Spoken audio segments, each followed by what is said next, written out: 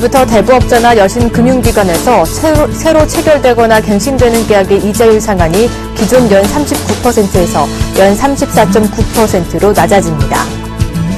은행 예금이 금리 1%대 바닥금리를 나타내며 사실상 마이너스 금리 시대가 열렸습니다. 대학생이 창업을 위해서 최대 2년까지 휴학할 수 있게 되고 창업에 앞서 창업 동아리 활동을 하거나 현장 실습을 하는 것도 학점으로 인정받게 됩니다. 산업은행이 올해 중점 추진 과제로 창조경제 지원 서두를 정하고 신개념 금융 테크노뱅킹 분야를 강화할 계획입니다. 안녕하십니까. 새 경제 현장의 정혜림입니다. 코스피 지수가 외국인의 매도세로 3거래일 만에 하락 마감했습니다. 오늘장 자세한 마감 소식 증권부의 한동훈 기자 연결해 알아보도록 하겠습니다. 안녕하십니까? 네, 안녕하세요. 네, 오늘 양대 증시 모두 쉬어가는 움직임이었는데요. 자세한 마감 소식부터 전해주시죠. 네, 코스피 지수가 외국인 매도 속에 3거래일 만에 하락하며 간신히 1940선에 턱걸이했습니다. 25일 코스피 지수는 전날보다 4.30포인트 하락한 1941.25의 거래를 마쳤습니다. 전날 중국의 3월 HSBC 제조업 구매자 관리 지수가 부진했고 지난밤 미국과 유럽 증시도 하락하면서 외국인의 투자 심리가 악화됐기 때문으로 보입니다. 외국인이 870억 원을 순매도했고 개인도 108억 원 내다 팔았습니다. 기관은 812억 원 순매수했고요. 업종별로는 건설이 2.16% 오르며 큰 폭의 상승세를 보였고 기계, 철강, 금속 등이 올랐습니다. 반면 전기전자, 의료정밀, 비금속 광물 등은 하락했습니다. 시가총액 상위 종목에서는 네이버가 5.04% 하락했습니다. 전날 미국 증시에서 전문가들이 SNS 업계에 부정적인 전망을 내놓으며 네이버에 악재로 작용했습니다. 삼성전자, 현대차, SK하이닉스도 하락했고요. 반면 LG화학은 2.42% 오르며 큰 폭으로 올랐고 포스코, 한국전력, 현대모비스 등이 올랐습니다. 코스닥 지수는 전날보다 6.55포인트 하락한 539.05의 거래를 마쳤고요. 이날 원달러 환율은 서울 외환시장에서 전날보다 1.55원 오른 1079.35원에 마감했습니다. 네, 그동안 또 차별화된 장세를 보여줬던 코스닥 시장이 오늘은 1%대 조정을 받으면서 540점마저 내줬습니다. 자세한 분석 좀 해주시죠. 네, 올 들어 상승세를 보이던 코스닥 시장이 기관 매도세에 오늘 한풀 꺾이는 모습을 보였습니다. 전문가들은 코스닥 지수가 단기 상승에 차익 매물이 나올 수 있는 구간이라고 평가했습니다. 많이 올랐던 종목들의 1, 4분기 실적이 나빠지면 추가 하락할 가능성도 있다고 전했습니다. 한국거래소에 따르면 코스닥 지수는 이날 전날보다 1.20% 내린 539.05의 거래를 마치며 이틀째 하락했습니다. 지수는 기관과 외국인이 끌어내렸습니다. 기관은 이날 559억 원 내다 팔았고 외국인도 182억 원 순매도했습니다. 개인이 801억 원 순매수했고요. 이날 지수 하락은 올 들어 많이 올랐던 종목에서 차익 실현 매물이 나왔기 때문으로 전문가들은 판단했습니다. 최근 영종도 외국인 카지노 허가 기대감으로 급등세를 탔던 파라다이스가 이날 4.16% 내렸고 주가가 8만 원에 근접할 상승세를 보였던 다음도 2.16% 하락했습니다. 이 밖에 아프리카TV, 루멘스, YG엔터테인먼트 등도 이날 크게 내렸는데요. 이기호 KDB 대우증권연구원은 코스닥 지수가 코스피 지수 대비 고평가되면서 수익률이 높았던 종목들 위주로 차익 실현 물량이 나왔다고 설명했습니다. 전문가들은 코스닥 기업들이 1분기 실적 발표가 시작되면 종목별 차별화가 진행될 것으로 내다봤습니다. 이재만 하나대투증권연구원은 저평가된 중소형주 종목으로 몰렸던 자금이 차익 실현 후 실적이 좋은 종목으로 이동할 것으로 예상된다며 코스닥 지수가 추세적 하락 구간을 진입했는지 흐름을 더 지켜봐야 알 수 있다고 말했습니다. 네, 좀 더 지켜봐야 할 것 같고요. 또 포스코가 임직원들의 자사주 매입으로 인해서 주가가 30만 원대를 회복했죠. 네, 권오준 사단이 잇따른 자사주 매입에 힘입어서 포스코가 바닥권에서 벗어나고 있습니다. 전문가들은 신규 임원들의 연이은 자사주 매입과 기관의 동반 매수세가 주가에 안정감을 실어줬다고 평가했습니다. 이날 유가증권 시장에서 포스코는 전날보다 4,000원 오른 30만 500원에 거래를 마치며 7거래일 연속 상승 행보를 이었습니다. 이달 초 27만 원까지 내려갔던 주가가 다시 30만 원대를 회복했습니다. 최근 포스코 연이은 강세는 주가 순자산 비율이 0.57배 수준에 불과한 가격 메리트가 부각되고 중국 경기 부양에 대한 기대감이 높아진 결과로 풀이됩니다. 그러나 이달 초 취임한 권오준 신임 회장을 비롯한 경영진의 잇따른 자사주 매입과 그에 따른 책임 경영 의지 역시 일정 부분 상승 재료로 작용했다는 분석이 나옵니다. 금융감독원에 따르면 권 회장이 공식 취임한 지난 14일을 기점으로 포스코의 신임 인원 34명이 사들인 자사주는 총 8,924주로 집계됐습니다. 당일 종가로 25억 원에 달하는 물량인데요. 이유근 상무가 672주를 사들여 가장 많은 자사주를 보유했고 박용규 상무가 620주로 그 뒤를 이었습니다. 권오준 회장 역시 지난달 18일에 250주를 추가로 매입해 총 1,250주를 보유 중입니다. 기관도 지난 10일부터 10일 연속 사자에 나서면서 이 기간 동안 1,648억 원치를 순매수해 주가에 힘을 실어주고 있습니다. 국내 증권사 한 애널리스트는 경영진의 자사주 매입은 책임 능력의 일환이자 앞으로의 성장 가능성에 대한 자신감의 표현이라며 기관을 비롯한 시장에서도 포스코의 이 같은 움직임을 긍정적으로 보고 있는 것 같다고 설명했습니다. 네, 잘 들었습니다. 지금까지 증권부의 한동훈 기자와 함께했습니다. 오늘 말씀 고맙습니다. 네.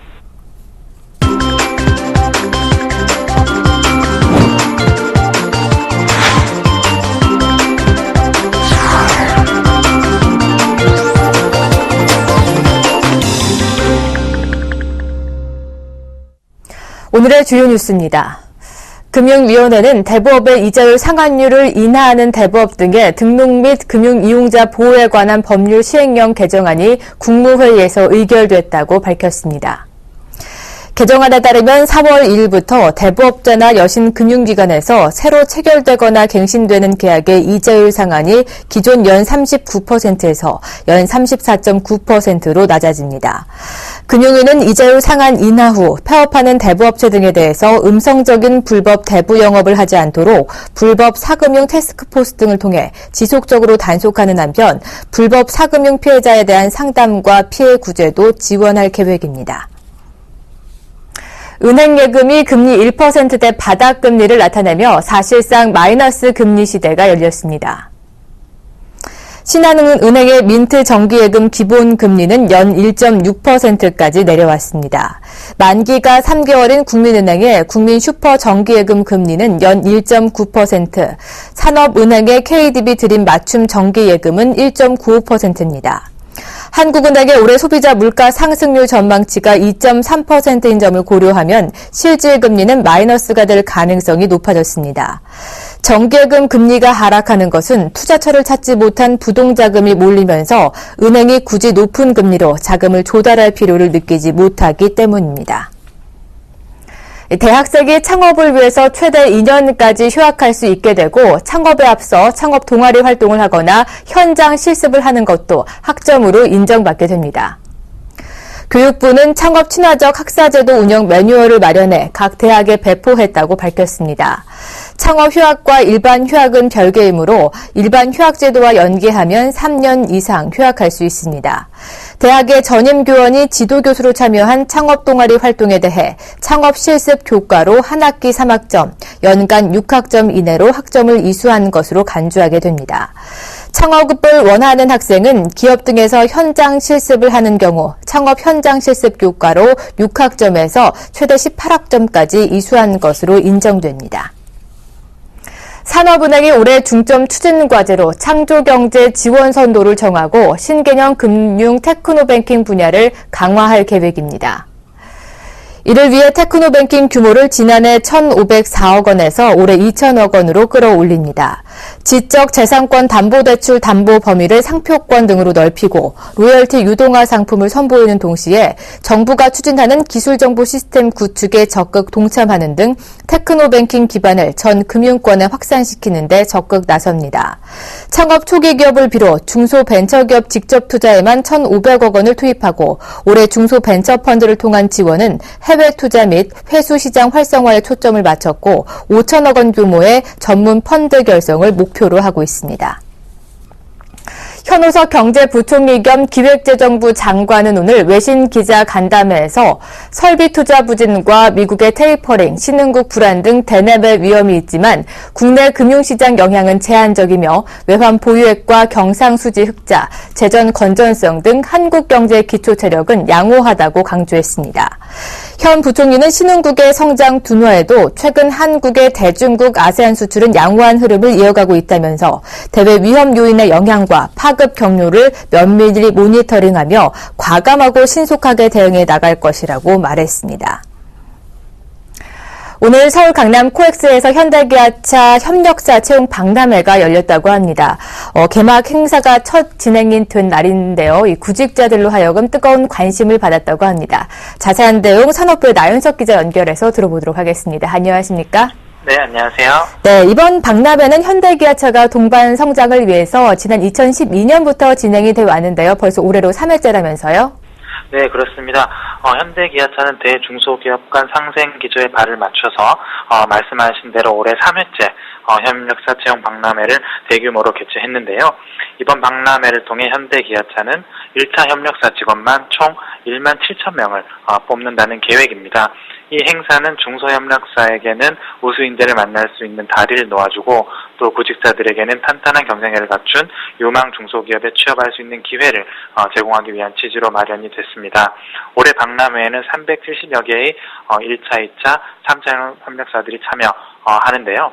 우선 25일과 26일 서울 충청권을 시작으로 4월 9일에는 광주에서 또 4월 16일에는 대구에서 차례로 행사가 진행됩니다. 서울을 시작으로 광주와 대구까지 행사가 이어지게 되는데 이렇게 현대기아차가 이처럼 대규모 박람회를 통해서 협력사들의 동반 성장을 꾀하고 있습니다. 그 이유는 어디에 있나요?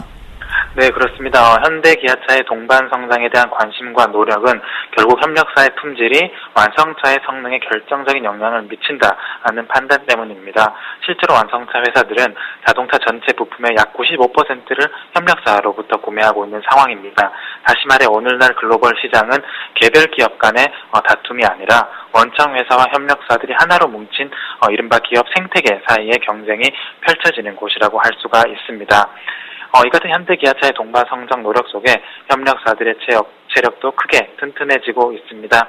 실제로 1차 협력사의 지난해 평균 매출은 2,373억 원으로 2001년에 비해서 3배 이상 늘어났습니다. 같은 기간 거래소와 코스닥에 상장된 협력사들의 시가총액도 1조 5천억 원에서 16조 9천억 원으로 11.3배나 폭증한 것으로 나타났습니다. 네, 오늘 서울을 시작으로 4월 9일에는 호남권 그리고 4월 16일에는 영남권에서 이렇게 박람회가 진행이 되는데 이 박람회에 좀 관심이 있는 구직자들을 위해서 전시 부스나 신청 방법 등도 함께 소개해 주시죠.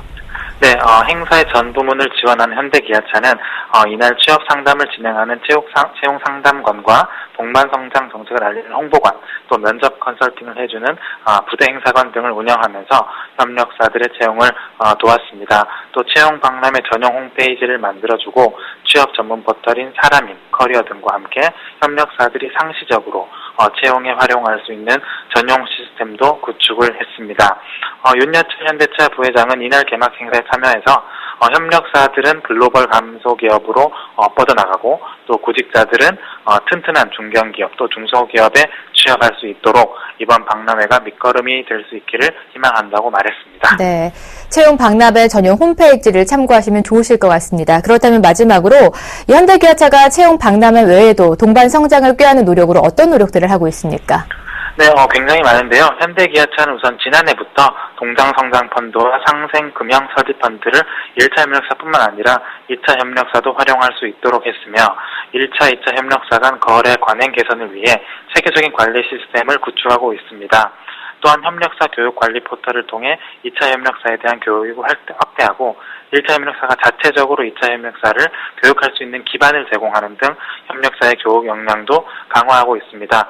그 밖에 자동차 부품 산업진흥재단을 설립해서 협력사들의 품질, 기술, 경영 육성을 적극 지원하고 있고 또 우수 협력사를 선정하고 인센티브를 제공하는 5스타 제도를 도입했습니다. 또 현대기아차의 연구개발 기술 노하우를 협력사에 전파하는 협력사 R&D 기술지원단 운영 등을 통해 협력사의 글로벌 경쟁력 강화도 적극 지원하고 있는 상황입니다. 네, 잘 들었습니다. 지금까지 산업부의 나윤석 기자와 함께했습니다. 오늘 말씀 고맙습니다. 네, 감사합니다.